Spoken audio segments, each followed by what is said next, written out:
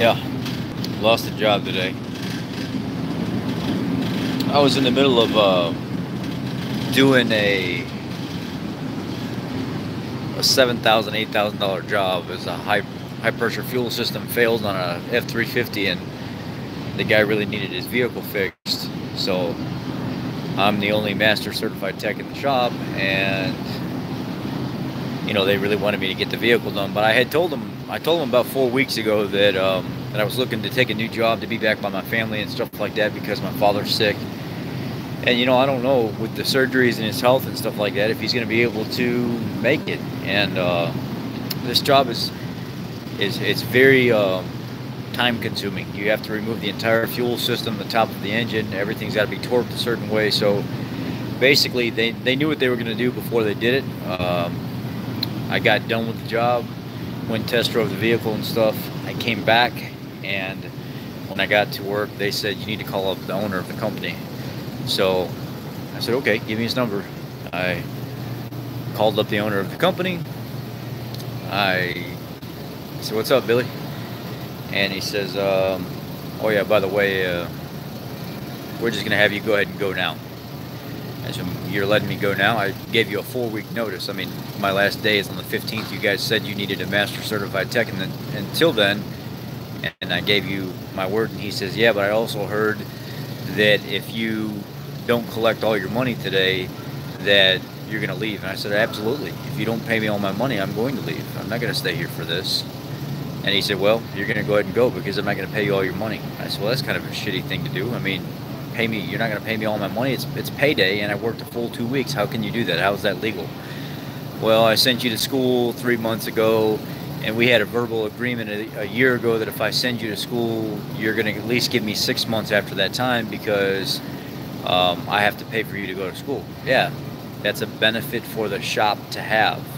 The more certifications a mechanic has, the more work you can do, the better you look in Ford's eyes. But he decided that he wanted to penalize me for it. And after all the shady stuff that's been done and I've had to fix from other mechanics and stuff like that, and not getting paid for it, I was told to basically shut my mouth, and that's what I'm getting paid to do anyway, that I shouldn't be concerned with not getting paid to do work. And he was not going to pay me my check, and he said, I don't need you to wait until the 15th. You're going to leave right now. You're going to go pack your stuff up and you're going to go. So he basically cut me loose on the phone and said, I'm not paying you anything. I'll figure out if I want to pay you something, if you're worthy of something in the next couple weeks. And I said, what do you mean? He said, well, I'm not paying you on payroll today, which means I'm going to pay you if I pay you something next payroll, which is on the 15th. I said, dude, that's not right at all, man. I said, you're doing me really dirty right now. I don't like how this is going, but I want to leave here peacefully and calm anyway. I don't want to cause any problems for anybody. I just want to exit nice and easy, no issues. Don't give no drama to the service manager or anything like that. Don't be a destructive employee. Don't leave bitter or anything. So I left calmly. Got off the phone with him. Basically, he told me that I'm lucky if I see any kind of money over the last 2 weeks of the work I've done, and he doesn't really care what I have to say. He says, with you leaving the dealership and us not having a master certified tech, you put us in a bad spot because now I don't have anybody to cover those certifications if I want to do warranty work. If somebody comes into the dealership, I don't have a mechanic on staff that has those certifications. Well, you should have thought about that before you started treating your employees bad. You should have thought about that before you were making it unbearable to work in a company where you don't act like you care about the employees and it's all about the big mighty dollar sign. I mean, when you treat employees wrong, that's exactly what happens. So I no longer work for Billy Wood Ford in Jena, Louisiana. Today was my last day. I went ahead and consolidated all my tools and I got them all into one spot. I'm probably not going to get paid anything for working there at all. That money for the last 2 weeks was supposed to help me move back to Illinois. It was part of my securement to have at least 2 or 3 weeks worth of income in my pocket in order to get there. I kind of had a feeling like this was going to happen. So instead of me working this 2 weeks and getting paid for it, and then working the next 2 weeks and getting paid for it, and really making sure that I had enough income to make it until I get my first paycheck in the new job, my employer screwed me over and said, we're not going to pay you anything. Um, we're without a tech because you verbally agreed, not paperwork, because the agreement was when you started this dealership, what we're going to do is we're going to bring you on, you're going to sign a contract. When you go to school, you're going to owe us 6 months of time after that school. I brought it up, and I brought it up, and I brought it up, and I said, where's the contract? Where's the contract? Where's the contract? Nobody ever made me sign any kind of contract at all. And then he says, yeah, but still, if we really went to court, I would win anyway because it was a verbal agreement. No, I asked many times to sign paperwork on this. And my father's sick right now. And part of his foot was removed. He's got neuropathy. I want to be back by my family. I'm ready to go home. And I told him, I gave him a 4-week notice. Plenty of time to find a new tech. They can't find a tech with my certifications. And the service manager they hired that they thought had master certifications didn't have master certifications. So the only thing that was holding the work that was being done in a legality form was the fact that a master certified tech was there, which was me. But now I have to leave. I mean, that's life. I gave a 4-week notice. So you mean to tell me you want to cut me loose 2 weeks early because you would rather not have a tech master certified for the next 2 weeks to give yourself a better chance of finding somebody else and having a master certified tech on hand? That makes a lot of sense. Why would you not suck it up and pay the guy for the work that he's done and then go the next 2 weeks trying to find a tech and put more effort into it instead of possibly doing warranty work under the table with no master certified tech on staff, knowing that you could possibly get caught doing that?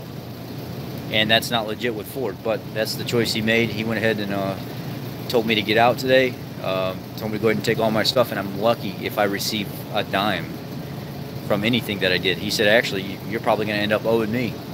Well, I got news for him. If I owe him anything, he ain't never going to get a dime out of me. That's not going to be the case. He said, what I want to do is I want to take the week that you were in school, and I'm going to take that out of your check completely away from you, and then I'm going to prorate the next 3 months by a percentage, and I'm going to take that money as well. And then I'm not going to pay you on the job that you just finished, the $8,000 job you just finished, until we drive it throughout the weekend and we make sure that that repair has been properly fixed. So that puts me in a bracket of not paying you today. The bracket now switches over to your next payroll day, so you wait even longer for your money. So it's a screwy situation. This is what employers do to people sometimes when they want to play games, when things don't go their way. I have a family situation I'm trying to take care of, and this is what a disingenuous, insensitive person that owns a company like this does. This is the life of a lot of car dealers, actually. A lot of car dealers operate this way. They will play games and manipulate you any way that they possibly can, any way to keep that mighty dollar in-house, in the bank longer, drawing more interest to it, screwing the tech over in the process. And when it all comes down to it and you go to the labor board and you report somebody, which I did go to the labor board to check and see what my rights were, they said, it sucks, dude, but unfortunately, most states do not protect you. So if you're making $30 an hour, that's not my salary, that's not my wage. If you're making $30 an hour, we cannot force that employer to pay you the amount of hours that you worked times $30 an hour. All we can do is force that employer to pay you the hours that you worked times minimum wage. I can't force him anything above that, because minimum wage is a standard that has to be met. That's all we can force them to pay. Even if it was on paperwork, they cannot force the employer to pay that. So if you were there 80 hours, you get paid 80 hours times minimum wage, and then anything over that you have to take to civil court or privately handled and get a lawyer and stuff involved. And then at that point, you've already invested more money in a lawyer than what your pay would have been worth anyway, so that's why employers get out of it. That's why they never have to pay up. Eventually what they'll say is, okay, I'll give you at 80 hours at $8 an hour. Get out of here. And by the time tax, title, license, everything's done, you know, you got a $400 check when you're typically used to getting, you know, $1,700, $1,800 checks. They know what they're doing. They know how to play the game. They know exactly how it works. And I had just enough money put away to help the process start, to go ahead and get the U-Haul and stuff moving, and get what little bills I had tidied up here, make sure I had enough to get there, and then hold me over for the next week or two before I actually got paid when I got there. Now it looks like I'm really, really, really, really, really penny pinching, and that's what he did to me. That's where I'm at now. And I told the guy, I said, you understand my situation, right? My father's in the hospital. I'm trying to get home. And he's like, it's business. I don't care. I mean, I'm taking your money. I'm not going to give you anything. You're lucky if you get anything from me a couple weeks from now, and maybe you can call the district manager up, or well, not district manager, but our general manager up, and deal with him, not me. I'm the owner of the company. I'm telling you, I'm not paying you your money, and if you do get any money, it's going to be talked about between you and the general manager down the road, and you won't even get it this pay period. It'll be next pay period, and you're lucky if you even get anything, which you're probably not going to. I couldn't believe it. I mean, that's who I worked for, though, you know. And he kept throwing it in my face that,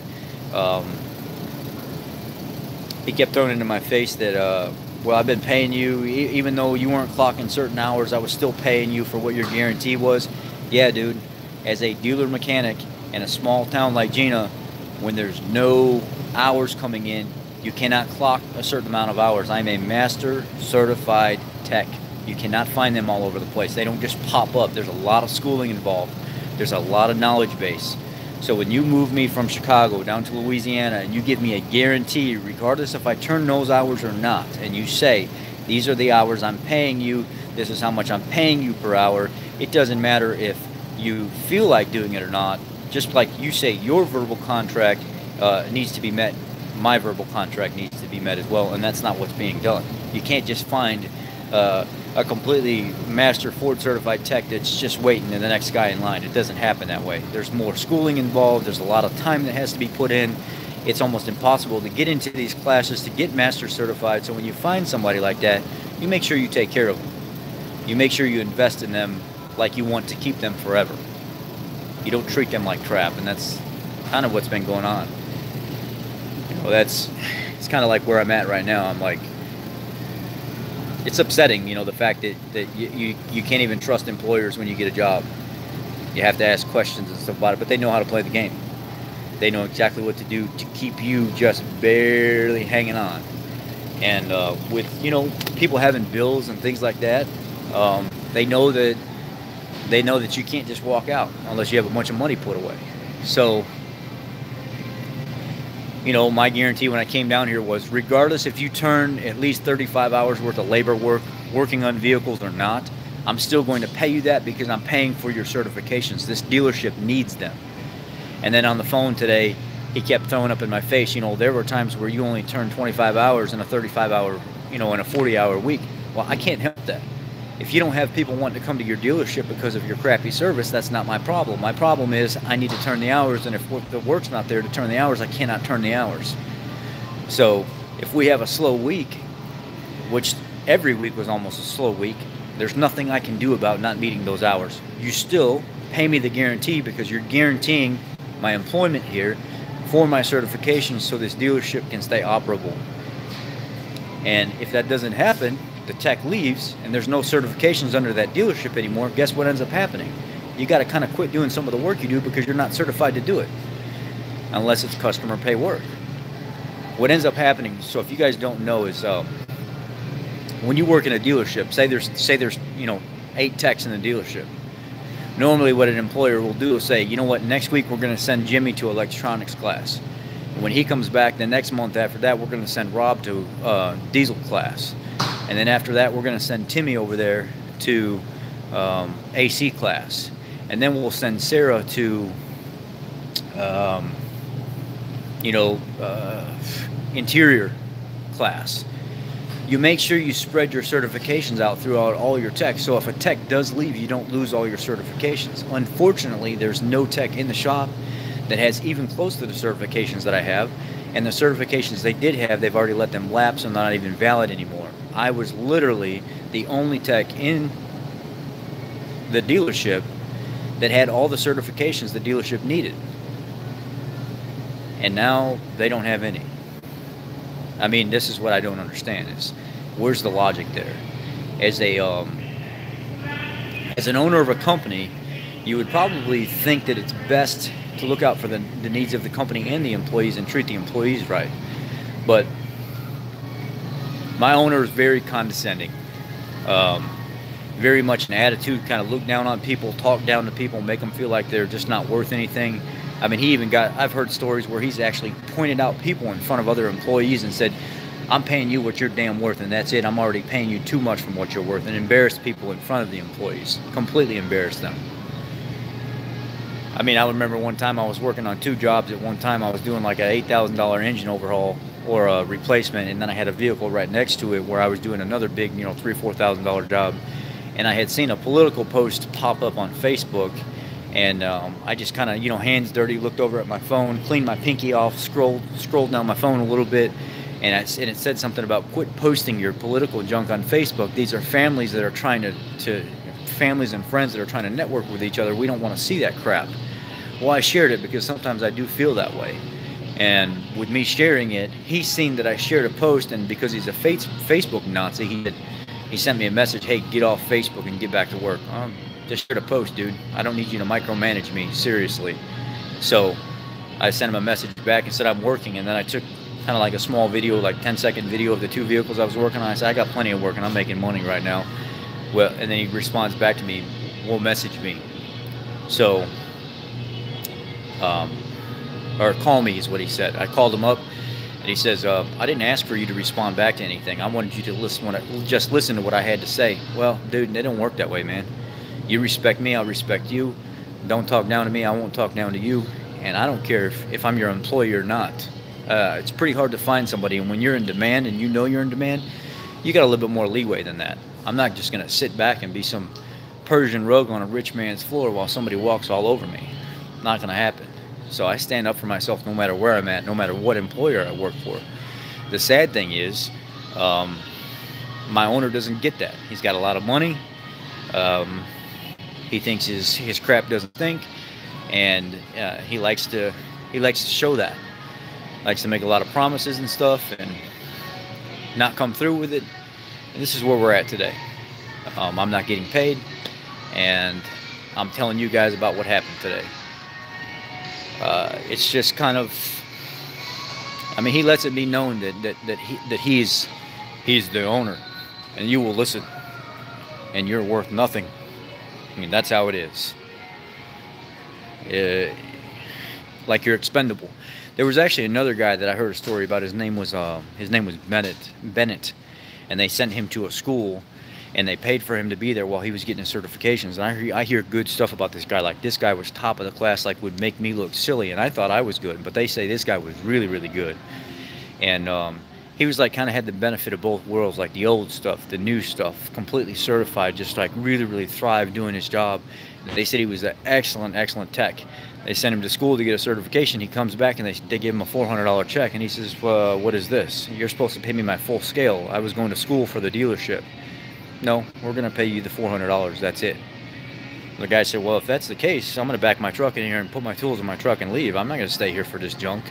That's exactly what he did. He backed his truck in, got his tools, and left. I've heard other stories say they kind of later reconciled and said that, he kind of paid, he got his money paid to him eventually. But regardless, you don't do stuff like that to people. That's shady, shady work. And working in a dealership environment in general is shady work anyway. It's like constantly trying to pitch sales and tell tall tale stories and talk things up all the time. And when you go to work for a dealership, you never know what you're going to get. Most of the time you're getting lied to anyway when you walk into the door. Oh yeah, we got a lot of work, you're going to stay busy, all this kind of stuff. And then you get there and you realize, man, this place is not that busy, this place kind of sucks. It's part of the dealership life. It's kind of like an expected thing now. You just constantly get lied to, and you can't do nothing about it. You just have to expect going into the door, okay, I'm going to get lied to. These people are not going to tell me the truth. My job's probably going to suck a little bit, but hopefully they're telling the truth more than the last guy was. Little do you know, it's probably just as bad, if not worse. And if you really get a crappy owner that doesn't want to put any money into the company and just wants to thrive off buying the minimum amount of tools, not fixing the building, not making sure things are up to par, having the crappiest dealership in the area and the worst name in the area, this is what ends up happening. So, that's kind of where we're at today. crappy service, crappy dealer, crappy attitude, no pay, and an employee that is talking about you on YouTube that's probably going to get back to him, which I could care less. Makes no difference to me. Anyhow, that's my situation right now. So I'm home right now. It's like midnight here. I kind of wanted to snack on something, so I came up here and I got some like uncured turkey breast or something like that. I really am not wanting anything fatty right now. I just wanted some protein, and I'm upset right now. You know, it seems like one thing after another. It's not getting better. My father, and then problems in other groups, and then this. I'm like, you know, is it gonna end? It just doesn't seem to be ending. It's like misery loves company right now, and I'm trying to pull out of it and stay positive, but it's almost impossible. One good thing about it is, I thought the U-Haul was gonna be about $800 to get back to Chicago, but when I went to the U-Haul place today, they said no, because it's a slow season right now. A lot of people aren't renting for a car dolly and the 15-foot U-Haul. It's only gonna be like $560. So I thought, man, that's a little bit of a break. I thought it was going to be like $800 to $1,000, but that's a little bit of a break. So at least I know I have the money put away for the U-Haul and the fuel and stuff. But then now my check today was going to go towards putting a down payment on a place and getting into, like, you know, a small house or something like that. And I would have been set. I would have just had to maintain. And what I ended up doing is, you know, I lost the check today, so that means that my down payment towards moving into a place goes out the window. So I'm probably gonna have to be staying in a hotel for 3 or 4 weeks before I can put enough money away, a couple paychecks at the new job, living out of a suitcase, and I'll have to do what I have to do, but that's it. But then you got to pay for storage in the meantime because you don't have a place to put your stuff. No, I can't stay at my parents' house. My parents don't want dogs in their home, and with my dad having medical conditions, my mom's the only one going to be there, so you know, they have, she'll be traveling from her work to the hospital, from the house to the hospital. Nobody's going to be there for the dog. I'll be at work second shift, so it'll be really hard to situate everything. She'll have to stay at the hotel with me because she's a service dog, and they allow dogs anyway in a lot of hotels now. So she'll stay with me, and I'll just make it work. That's all I can do. The GoFundMe, people raise, like, you know, the story behind the GoFundMe is members started figuring out about what was going on with me, and what ended up happening is people were like, "Let us help you," and I was like, "I'm not really asking for help. I can manage it. I'll eventually make it happen." And they were like, "Let us help you. Let us help you." And I said, "Oh, well, if you guys want to help, I mean, I'm not going to say no. I'm kind of in desperate need right now." So they, Patty asked me to start a GoFundMe, and I did. And then Rena and Patty together started asking people to help. And, like, seriously, people were coming through. Like, a lot of you came through with like $50, $25, $100. So it got up to, I think it's like right at $905. But literally, this whole thing is going to cost me about $5,000. I mean, to stay afloat until I start getting in, it's going to cost me about $5,000. And right now, I've got $1,800 put away, and then I've got the $900 in the GoFundMe, which when you pull money out, you lose it. It dropped down to like $860. So it's like about I'm just gonna say about $200 or $300 shy of $3,000, and that check today would have made that other almost $2,000 up to be able to stay afloat, and I would have been fine. It was pushing it. So I'm short about probably somewhere in the ballpark of $2,500 to $3,000 that I'm going to have to pinch the heck out of everything and try to make it work. And staying in a hotel, you know, outside of the city or whatever, could cost anywhere between $250 to $400 a week. So just all depends on what deals, how cheap you go. And then if you move into apartment right away, you have to, they go through a credit check basis and all that stuff, which it's going to take too much time for all that stuff to work. I'm going to have to literally move into a motel for probably a good solid month before, well, maybe about 3 weeks before I actually try to get a small house. It's shady right now. It's just really, really odd what's going on, and how it just keeps happening. It's kind of one of those things where just got to stay at it. Well, church, I'm, church, I don't, church can't do nothing for me. I mean, I don't really have a church here where I'm at per se. Um, but that, I think that would be more for people that are like super desperate need of food and housing and stuff like that, and that's not my situation. I'm at least somewhat on my feet, and the only reason I was doing what I'm doing is because people are actually offering to help because of what I've done for them, over the years. So that's what that came down to. The church, I think, is more for like severe situations. I don't even know if I would feel right because my situation is not like that super severe. I mean, it's bad, but I think I'll manage.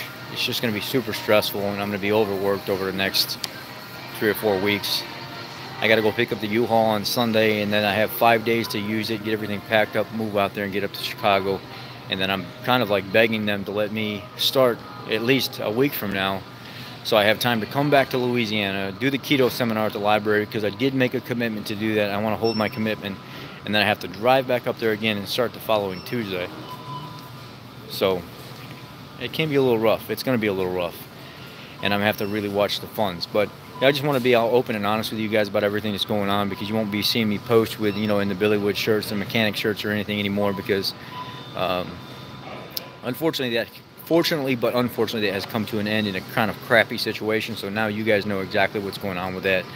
And as always, I leave my life very transparent, open to you guys, and I don't hide anything, which can be a fault, but I think it's the honest thing to do.